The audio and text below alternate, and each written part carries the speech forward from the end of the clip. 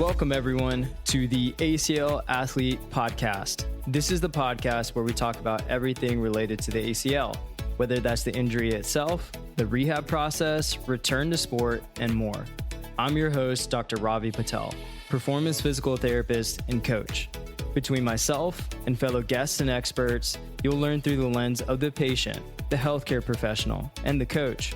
The goal of this podcast is to equip you, the athlete, with the education to make the best informed decision about your care and your ACL journey. Thanks for joining. Now let's dive into today's episode. I want to open this episode with a real case, a real live case. And I'm just going to warn you guys, I'm coming in super hot right now. I'm actually recording this at a not normal time because I just felt so fired up about this call in this case. I was like, you know what? I'm just going to go straight to recording a podcast. So this is the raw, real stuff right after talking to someone. And I'm going to call her Maria. That's not her real name. But everything else about her story is true. And it's something I hear quite often, but it's just one that sometimes it just really sets me off. And this is one of those. And I know there are people listening to this that are going to relate to this. So let's just get into it. So Maria is about 4.5 months post-op from her ACL reconstruction. She had an allograft plus a meniscus repair. She got hurt doing a burpee and she felt a twist in her knee and she felt the pop and that was it. And so from day one, her range of motion was her problem. Her PT was super aggressive with it. And I mean aggressive, y'all. She could get motion, but only with someone else forcing that range of motion. Never really on her own a ton. It just didn't seem like it budged as much. Nobody caught the pattern early, but she had scar tissue building up, a cyclops lesion forming, and instead of that getting flagged, she kept getting pushed into these walls session after session, just running and jamming that knee into certain positions. Eventually, it got bad enough that she needed a second surgery, an MUA. So she had the MUA, which stands for a manipulation under anesthesia. And then she also had a lysis of adhesions. All this means in simple terminology, y'all, is that she had a scar tissue clean out and the surgeon manipulated and forced her knee into those ranges of motion, which can just kind of break up some things under anesthesia. Only done under anesthesia. You cannot do this while you are awake because your muscles will block it, I promise you. And so they were trying to get out the things in that knee after the surgery that had built up the scar tissue. And so they had found a cyclops lesion in there that had been building up, saying it wasn't super big, but it was there. And so when you think of scar tissue, it's not just that it's going to sit around the ACL, and that cyclops will sit in front of that ACL, and it could typically block extension. Yeah, it can influence flexion as well, but especially extension, people feel it. And then there could be other scar tissue that can form in the knee joint. It's not just in front of that ACL. It could be in other areas because you got to remember, they go in there and they clean things out. And there are some people who could just be more susceptible to scar tissue formation. We don't have fully the details or factors as to why. Some could be genetic, some could be the surgery procedure, the impact of the injury. She also had surgery very quickly after her injury. It was about 3 weeks later.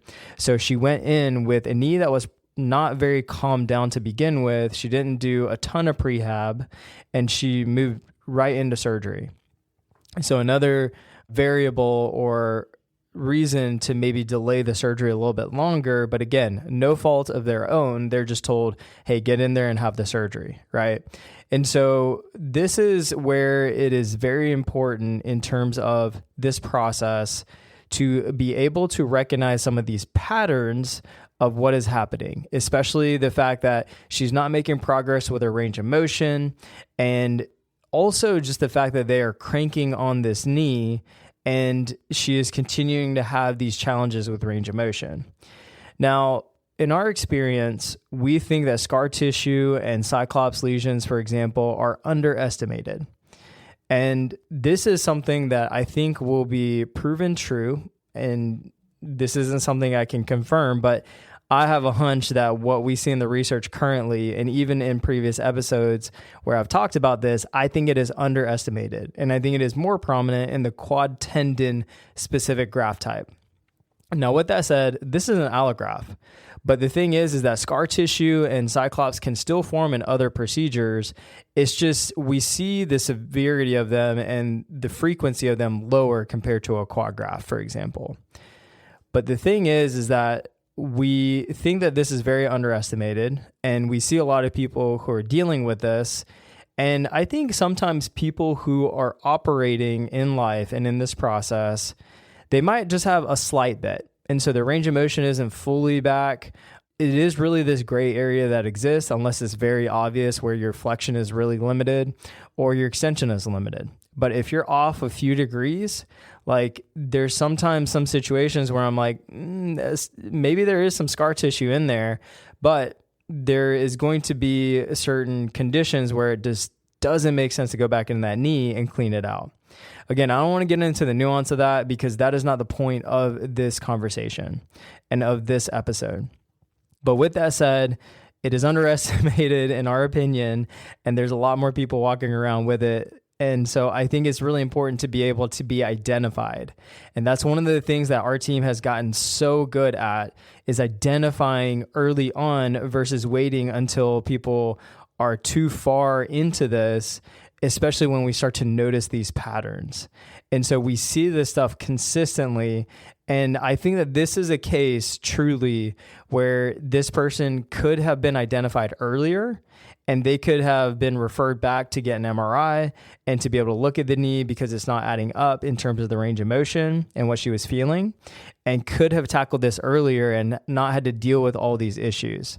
But the thing is that that's secondary to the actual what was happening, which was being cranked on her knee. Now, I'm going to keep going with this particular case, and then we'll talk through this.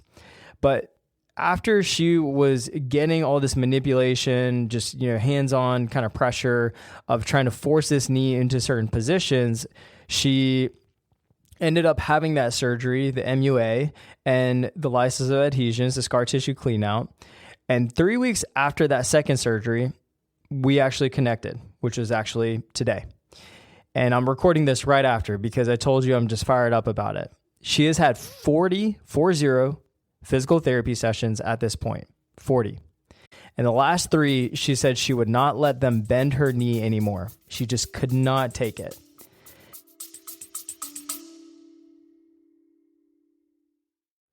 Hey team, just a quick break before we keep going. I want to talk to you directly for just a second.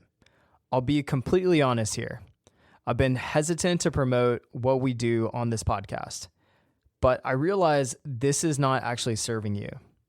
I've been through this twice, ACL tear, surgery, the whole process, twice. And the thing that made both of my recoveries harder than they needed to be wasn't the surgery, it wasn't the pain. It was not having someone in my corner who actually knew ACLs, what I was going through. I had a generic program, list of exercises, a lack of structure. I felt like I was piecing it all together. I needed someone who could tell me honestly where I stood and what came next. Someone there to just answer my questions. I felt lost. So if you're listening to this podcast, there's a good chance you felt that too. And I also know you're already doing more than most ACLers do. But information isn't the same as a plan built specifically for you. That's what our one-on-one remote ACL coaching is. Objective testing, custom programming, and expert ACL guidance from a team that has spent years and years doing this with hundreds of ACLers, no matter where they are in the process. The way we start is simple: a free consultation call. We get into your ACL story, figure out what's actually getting in the way, and you leave with a clear plan and knowing exactly what your next steps are, whether you end up working with us or not. And it doesn't matter where you are right now, early rehab, mid-stage, or trying to get back to sport or activities that you love. We work alongside your current care or completely remotely. Wherever you are, no matter how complex the case is, we can meet you there. Apply at the aclathlete.com/coaching. The link is in the show notes for any details that you need. Okay, now let's get back to it. And here's the part that really gets me. Right after the second surgery, she had a nerve block. And so for a couple sessions, they got her in immediately after, and they got her knee almost, the knee flexion bent towards her glute, her heel towards her glute. And it didn't hurt at all.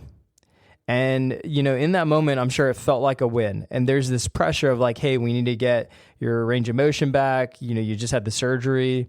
And yeah, we need to be more intentional about the range of motion.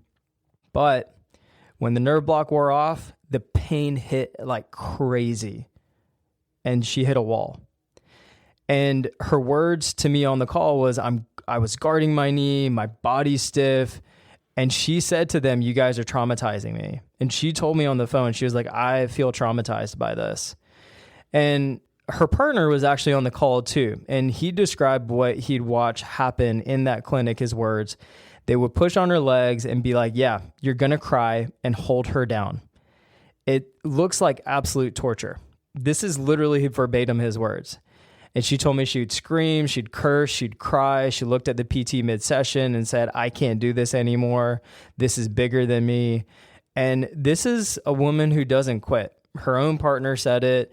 Most people would have stopped weeks into this. And she lasted for almost 40 sessions. And each session, there was manual manipulation of pushing her into range of motion. Y'all, that is not rehab. It's not normal. And I need you guys to hear this, because too many people think it is. There's a normalization of this. And this is not just one bad clinic or one bad physical therapist having a bad day. It's a pattern. And I hear it on a lot of intakes and conversations with ACLers. I think people normalize this. They'll say like, oh, I got tortured by my physical therapist. Ha, ha, ha. Almost like it's a rite of passage. Like it's just part of the process. You should be kind of manipulated and tortured to get your range of motion back. And I think this also, people can probably relate in the total knee replacement community, because that is also to be known as well, is because people struggle with range of motion. And so then their PT will manipulate it and put people in pain. I saw this random video that was getting circulated that someone sent me, that the PT was pulling on this strap while he was trying to bend the hell out of someone's knee, total knee post-op. I was like, you're kidding me. I'm like, this is not going to get the job done, especially for a joint like that. The way that they were even manipulating it didn't make sense because of the architecture of the knee, because of a total knee. I digress. But anyways, that is something that was just so crazy to me, is that it can happen and people normalize it like it's a part of that process, and it is not. And it should never be treated as a joke or some badge of honor, rite of passage, whatever the hell you want to call it. It's not. And I remember that there was also a clip of Neymar, the famous soccer player, elite athlete, elite medical staff, and he's in this video in agony, absolute agony. He's crying, he's screaming, and they video this, and his own team is holding him down while trying to force to flex and bend his knee further. And if that is happening on camera to a professional athlete with some of the best resources in the world, and I'm going to use best resources in quotes because y'all, that is not good resources. I promise you though, that this is happening in outpatient clinics everywhere without a camera, without anyone questioning it, because they feel like it's normalized, because people don't know any better. So then when you have a doctorate of physical therapy or someone who has been trained in physical therapy who is doing this, and they're telling you, oh, this is what we need to do, you're like, okay, I guess this is a part of the process. Or you might be like, I'm an outlier case that needs to work on my range of motion. So yeah, let's do it. So let me say this. If you ever have, bitten onto a towel or a piece of clothing, screamed, cursed, or dreaded walking into your PT session because you know your knee is going to be cranked on, that is not what good rehab looks like.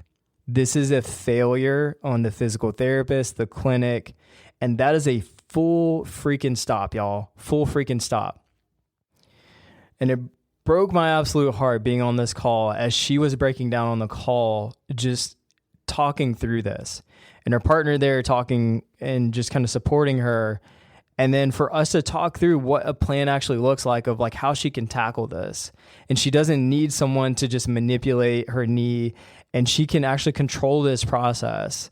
And it's just so crazy to me. But the first thing I want to do before we kind of dive into any more of this is talk about why this actually makes things worse. Manipulating and cranking on the knee, why it backfires and why it makes it worse and not make it better.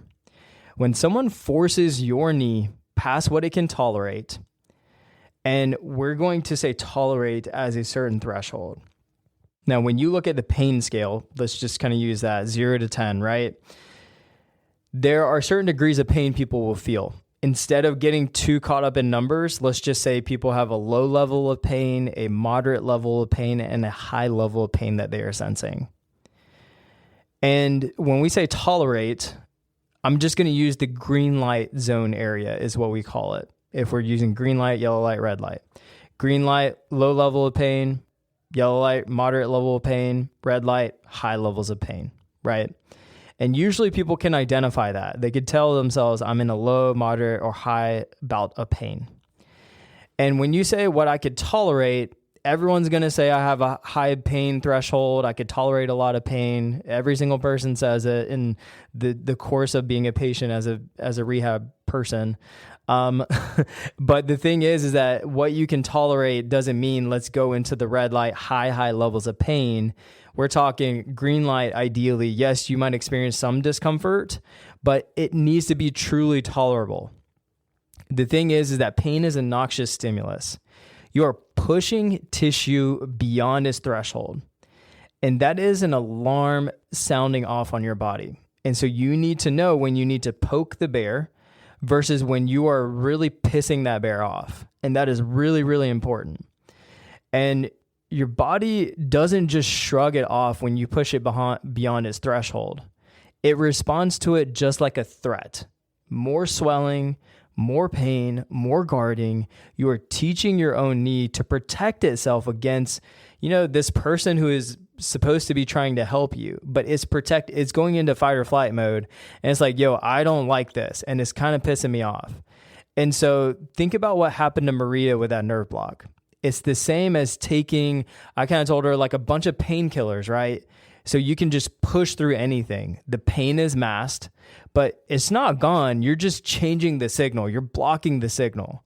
And that's what a nerve block does. It just blocks the pain signal, the sensory signal. So that way you're not feeling that. But I promise you, behind the scenes, the tissue and everything that's happening is telling you, hey, we don't like this, especially if it's pushed beyond a certain threshold. And so this is something that is challenging because when that block wears off, your nervous system comes roaring back online. It is like, I'm here, and it overcorrects. And that's exactly what happened to her. Now you repeat that for 40 sessions, right? Maybe not as aggressive as like post scar tissue clean out where she had that block, but when she is going to these sessions and she is getting her knee manipulated and cranked on, then that is going to be something that you're just not going to be building range of motion at that point, to be honest. You're training your nervous system, that the flexion or extension you're being cranked into is danger, and you're honestly working against the exact outcome you're trying to create. And I will stand by this. And I've seen this again, and I have had my moments when I was early in my career where I was like, let me just kind of push into this. And I have learned that it never works. It never works. The small degrees that you might get back a little bit is just not worth it, because then the knee swells up, it gets angry, and it honestly just starts guarding. Everything around it starts guarding. The quads, the hamstrings especially, and the calves, and your whole body is just kind of rigid and locked up. That is not an environment to push more range of motion. That is actually going to work against you. And here's the framework around this. This is how we have gotten range of motion back for hundreds and hundreds of ACLers we have worked with while never putting our hands on them. Remote coaching, y'all. Don't touch them. We don't see them. We've never worked with them in person.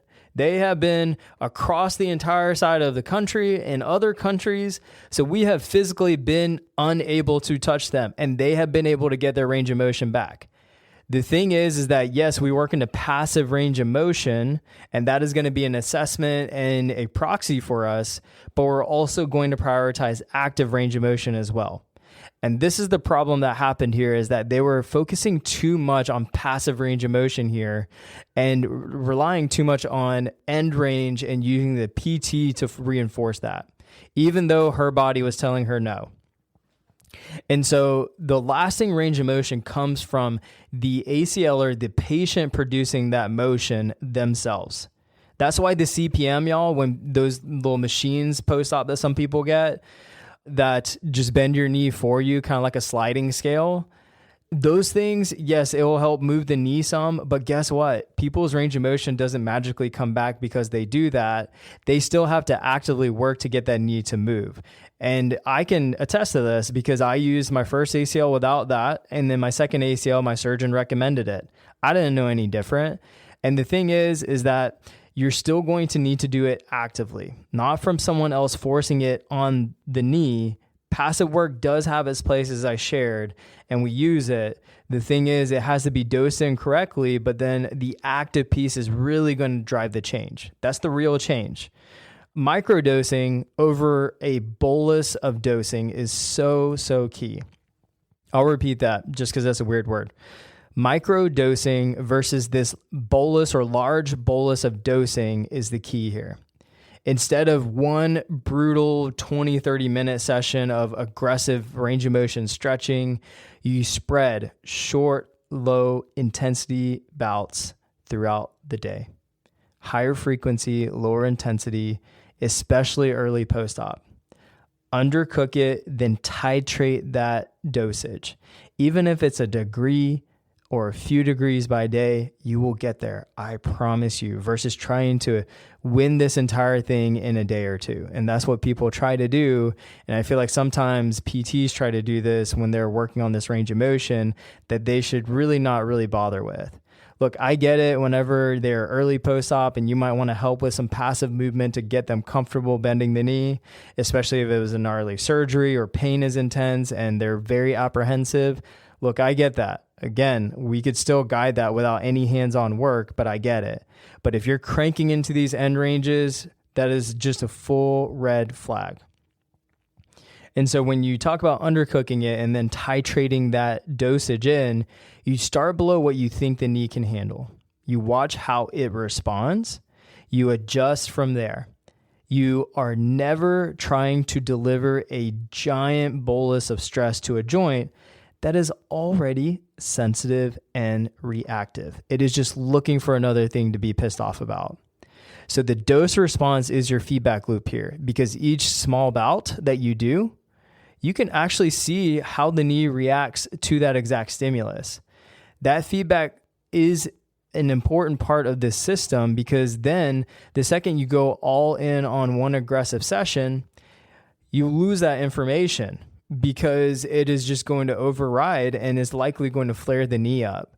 And so then instead, what is going to be important here is that we just kind of insert these micro doses of sessions and higher frequency across the day. And you can nudge the system, nudge the knee into the range of motion it needs to. Extension, flexion, both, y'all.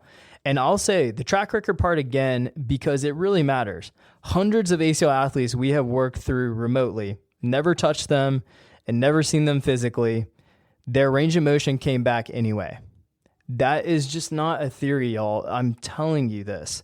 This is something that we have tested repeatedly over and over and over. And it's not just someone who has been fresh post-op. These are people who have been months and years out. We've had people 5, 10 plus years out who never got end range flexion back or didn't necessarily get their extension back. And in those cases, there have been people who have gotten that stuff back, even that far out. They just weren't given the right prescription and the dosage and the right movements to be able to tackle these things. And sometimes people almost allow themselves to be like, okay, 70, 80% of the range of motion is good. The tests that we always utilize that are good proxies for extension is doing your heel pop test, laying on the ground, being able to do a quad set, use your uninvolved side as the comparison, and then see how high your heel gets on that and try to do it on the involved side. And that's going to tell you how much of a difference there is. And then when we do this from a knee flexion standpoint, doing a tall kneeling rock back where you just kind of sit back on your heels and try to get your butt to your heels, that is such a good proxy of knee flexion. It is going to test that thing out under pressure, and we're going to see how does it feel. Usually people will kind of lean to the uninvolved side if there's any difference, or they'll feel pressure in the involved ACL side, and sometimes that hip will hike as well. And so this is something that we repeatedly see, we can assess remotely, and we can gauge the feel of it as well through our athletes. And this is something that if you titrate in the proper amount across the week and across weeks to come, that you get there. You get there. And the thing that we're always trying to nudge people towards is typically getting them to 120 degrees of flexion. And that's where we're going to be like, okay, we're feeling pretty good about this based on how they feel, of course.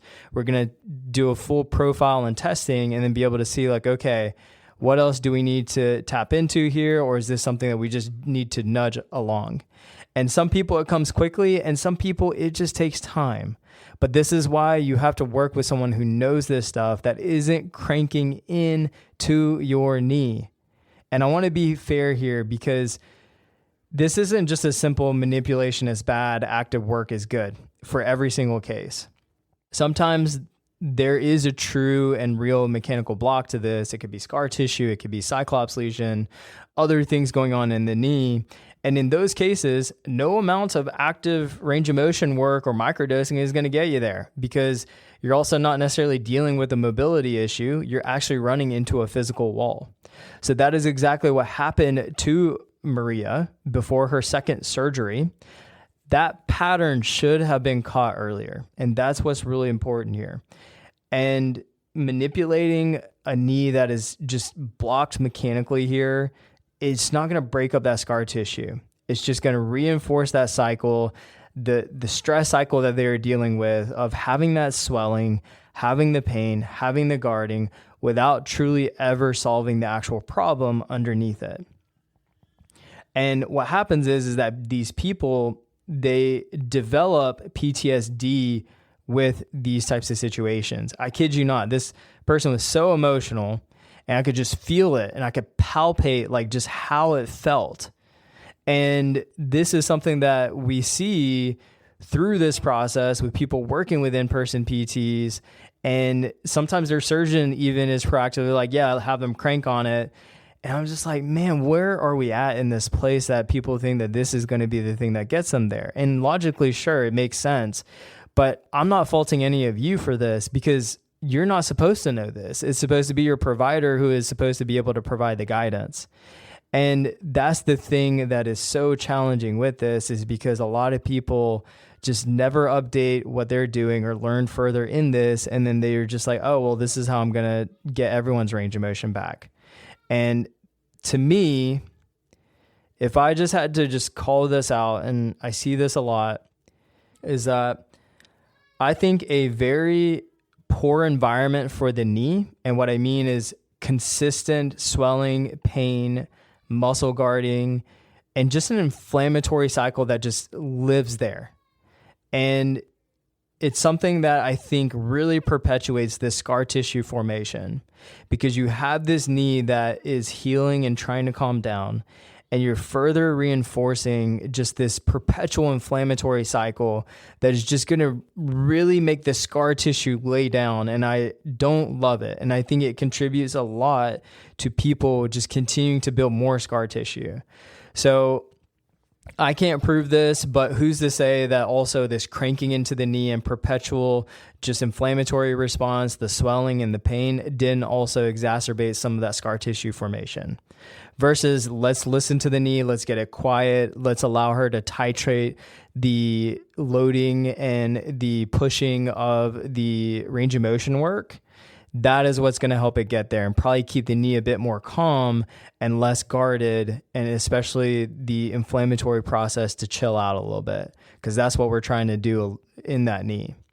So if you're getting cranked on in these sessions and session after session, and especially if it is not making progress, then that is a signal that something needs to be looked at. It's not a signal to push harder. And a lot of times people are like, no pain, no gain here. And that's not the case. It is just not the case. And I hope that I have conveyed that strongly in this episode. So if you are in agony during range of motion work, if you feel anxious before every session, if you're having something close to some PTSD around your physical therapy visits, I need you to hear this very, very clearly, just because I'm balling up my fist and I'm just like, that was never supposed to be the deal in this case. And you should never be feeling this. I don't care who told you what needs to happen, whether it's your surgeon or your physical therapist, you do not need someone cranking on your knee to get your range of motion back. And it is not too late. We have worked with people, as I had shared, years out with range of motion loss who got it back without ever being manipulated. And if your PT is cranking on your knee and you're in pain, if you're biting a towel, screaming, cursing, that's your sign. You need to get rid of them. You need to fire them. You need to change PTs, someone who knows this process. And I would almost bet you, I would put money on it, that if you found a physical therapist who accurately and does objective strength testing, like they use a dynamometer or they refer out or they know someone who has an isokinetic machine and they objectively test your strength.